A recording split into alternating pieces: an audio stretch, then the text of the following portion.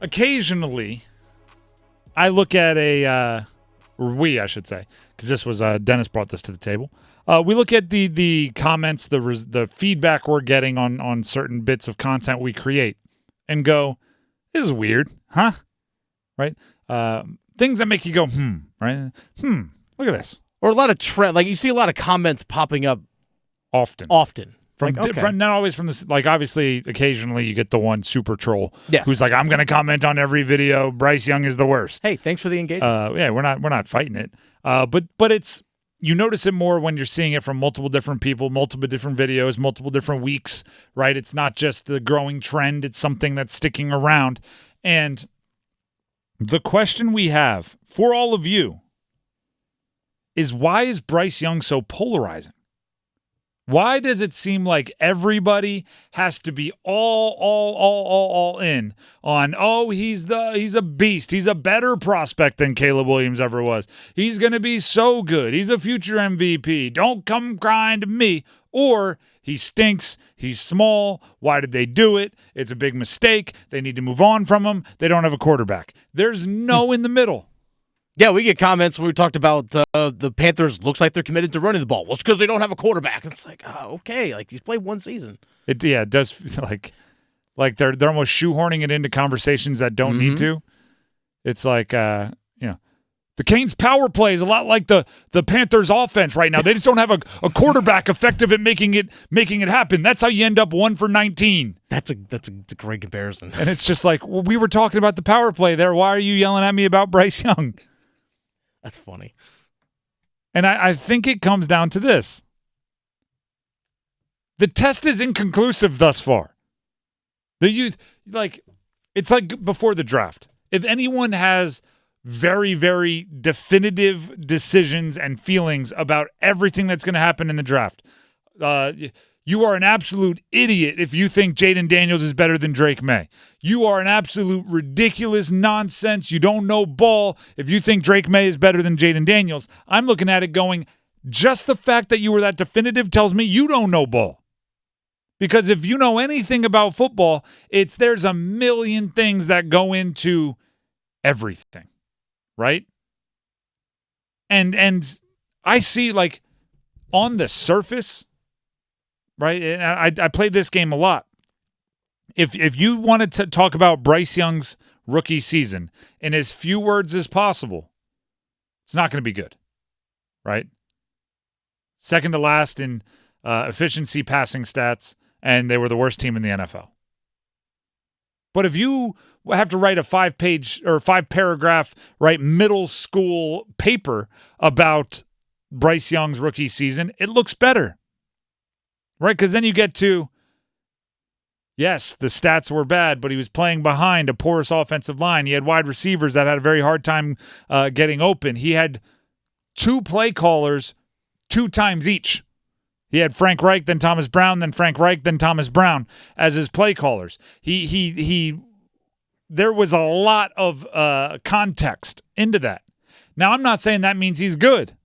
I'm saying that means the test was inconclusive, right? We need to go to the B sample. Yeah. Right? Like somebody tested positive for performance-enhancing drugs, and then, but you learn that somewhere along the path, the sample wasn't handled correctly, and you're like, all right, you know what? That's inconclusive. Let's go to the B sample, and the B sample will be his second year, where he has hopefully more stability as from his offensive coaching staff, better offensive line, wide receivers that can get open. And then, we can either confirm or move on from the results from the sample A, his first season. The other thing I think that is making it so polarizing, why everybody has to love Bryce Young or hate Bryce Young, comparison is the thief of joy.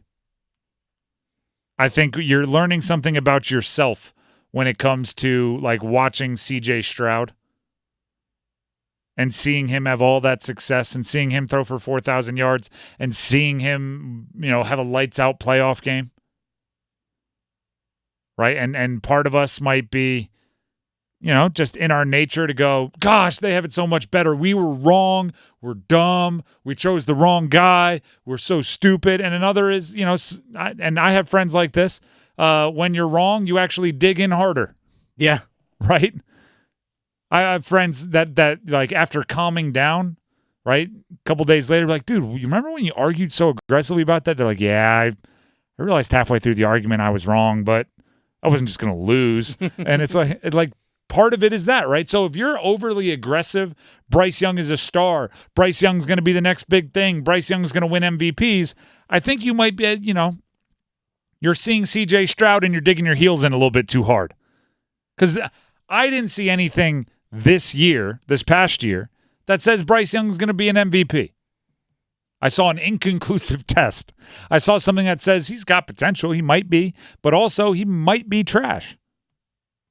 Now, I didn't see anything that said he's definitely going to be trash, because when you put all the context around it, there's reasons for poor play. It is simply a deal where that first season you have to act like it did not happen. So let's rewind all of this back, okay? We put out a video. We put out a podcast. We put out a social media clip of us talking about Bryce Young. But let's pretend you hadn't seen him play his first year in the NFL. How would everybody's responses be? This guy stinks. Oh, I'm sorry. You like it didn't happen. Oh, it didn't happen? Okay. I'm not saying like you saw the stats and you're just like, hey, this guy stinks. I'm saying like it's just he had the potential of the guy from Alabama.